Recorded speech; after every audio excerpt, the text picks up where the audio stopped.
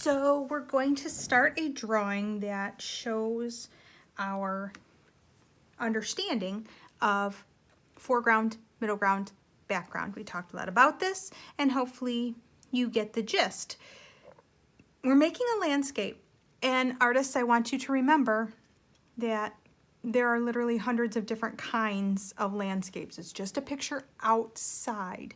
So it can be forest, it can be desert, it can be ocean, it can be any kind of ground. It can be mountains, it can be desert. I already said that, whatever. It can be farmland, or it can be buildings. It is entirely up to you. I am not going to give you a demonstration of what exactly to draw because that is up to you. But I want to share with you a couple tips. You know that you need 3 different grounds. You need a foreground, a middle ground, a background. So if I were doing this project myself, I would start there. I would start with your foreground, and it can go all the way across or it doesn't have to go all the way across. Then I would make your middle ground. And then I would make your background. And your background is the horizon line, remember. So this is sky. So this is background, this is middle ground, this is foreground. The biggest objects are here. This is the foreground. So whatever I'm going to put there, whether it be trees, whether it be houses, whether it be buildings, whether it even just be grass. I mean, I could just make some really tall grass if I want.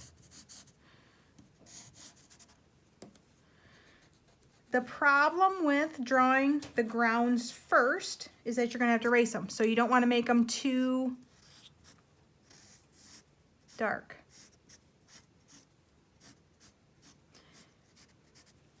So maybe like, I don't know, a rock or something.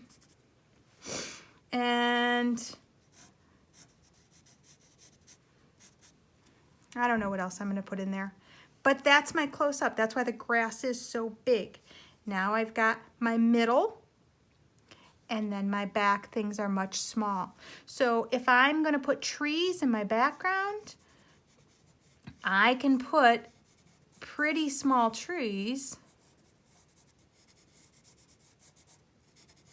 And again, I'm just doing this super sketchy. I can fix that later. My grass is bigger than my trees because it is closer. Okay, now again, I'm not going to do one that's completely finished because I don't want you to do one that looks exactly like mine. It is entirely up to you. If you would prefer to have your paper vertically, that's another thing you can do. Draw your grounds in and make them that way too. That works just as well. Biggest in the foreground, medium in the middle ground, smallest in the background.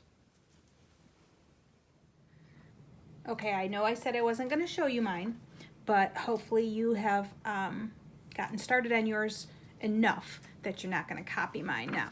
So here's mine when it's all finished. I don't have the sky yet, so I'm not all finished, but I'm close. And you can see my 3 grounds. I don't have a ton of stuff in it. It would be much more obvious if I had more objects, but you can see my really big rock and grass at in the foreground. My middle ground has the fence and the tree, and then my background has some smaller trees as well.